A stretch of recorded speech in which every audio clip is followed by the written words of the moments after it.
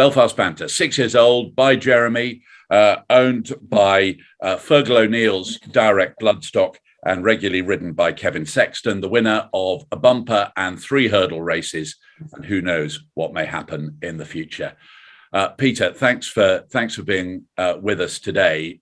The last 12 months, I'm just thinking, 5th in a Grade 3 handicap at Ascot wasn't bad. Runner-up in a Grade 2 at Naas was pretty good. Then winning the county hurdle, winning a Grade 1 at Aintree. Then some luckless runs, to be honest, at Galway and Listowel, and then a 3rd place at Wincanton the other day. If you'd been an author and written all that, I'm not sure the publishers would have found it terribly convincing. It's been a great year.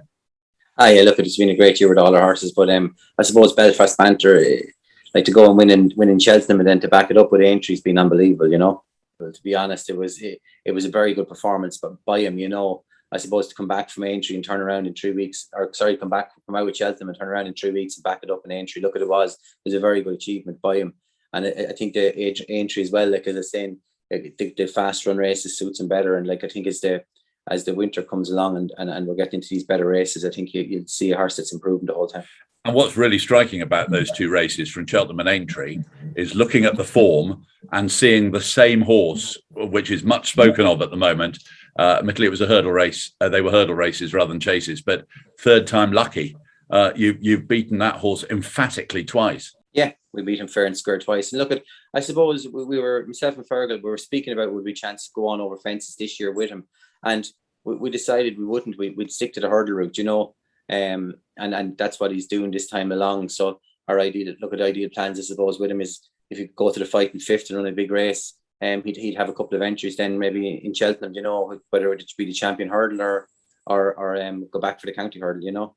So he's a horse that's he's an ideal horse for someone that wants to go into the big meetings, and he's definitely ultra consistent.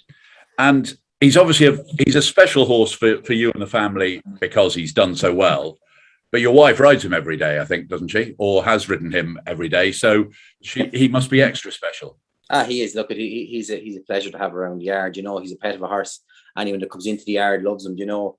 Bear rides him out every day. She rides all the work on him and everything, you know. So look, he's a special horse for us to have. And sure, no matter whether we train him after the sales or not, we'd love to train him, to be honest. But whether we're lucky enough to, we hopefully a lot of the next owners enjoy him as much as we have, you know.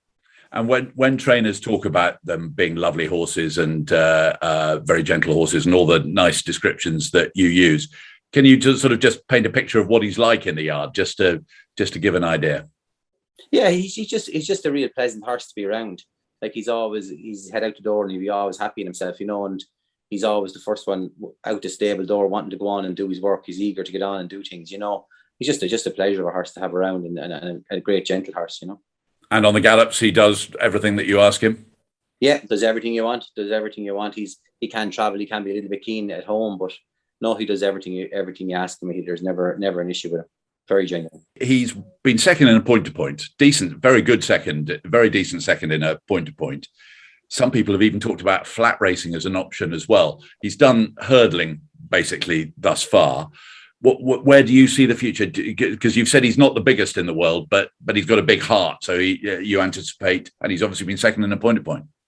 Oh yeah, look, he's definitely big enough to go jump fences, to be honest. He is big enough. Like I suppose you'd see how the season goes and where he slots in that. You know, it's a tough season. I suppose he's going into open company, but look at he's definitely going to make a proper 2 mile chaser as well. And what about those who think he might even be a dual purpose horse? You might be able to have a go at some type of flat race. Yeah, look, he's actually a horse that enjoys his racing, and I suppose he improves as he goes along. It's supposed the same this season. I know we're unlucky in Galway and unlucky then with Listowel, but he's starting to get on that progressive route as well, and the same as he did last year, you know. And I think from now heading on the winter back into the spring, I think that's really his time of the year. So he's definitely very progressive as the year goes along and the more racing he gets. So of course he is a horse, I suppose, if you could end up being a nice staying flat horse as well, you know. And he's in this sale. You could train him after the sale. Someone else might do. I'm sure your wife, who rides him, would be very keen for him to return. But I'm guessing the horse goes to the sale, you know, with slightly mixed feelings because he may go elsewhere.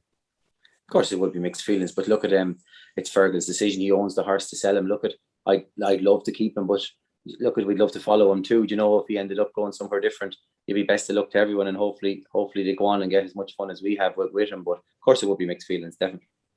Well, thanks very much indeed, Peter. Very best of luck with all your horses in the months ahead of the jump racing season. And we're really looking forward to seeing Belfast Banter in that one-horse sale on Tuesday, the 23rd of November, between 5 and 7 in the late afternoon, early evening. You've got to register, remember, in order to take part. And you can do it by your phone, your tablet, all at the touch of a button. It is so easy. Get those bids flying in. See you soon.